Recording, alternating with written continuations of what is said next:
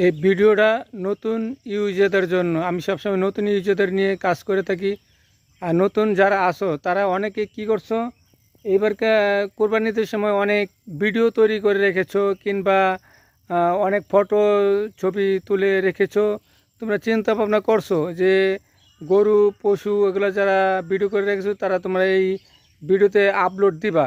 কিন্তু আপলোড দিবা অনেক সময় রক্তের ছবি, অনেক সময় কাটাকাটির ছবি, এগুলো আপলোড দিবা চিন্তা ভাবনা করছো। আসলে এগুলো চিন্তা ভাবনা যে করে রাখছো এগুলো থেকে বাদ দাও, এগুলো বাদ দাও। এগুলো যদি না দাও আর তোমরা এগুলো যদি ভিডিও আপলোড দাও তাহলে তোমাদের কন্টেন্ট মনিটাইজেশন নিয়ে নেবে এবং কি কন্টেন্ট মনিটাইজেশন সেট আপ কখনোই দিবে না।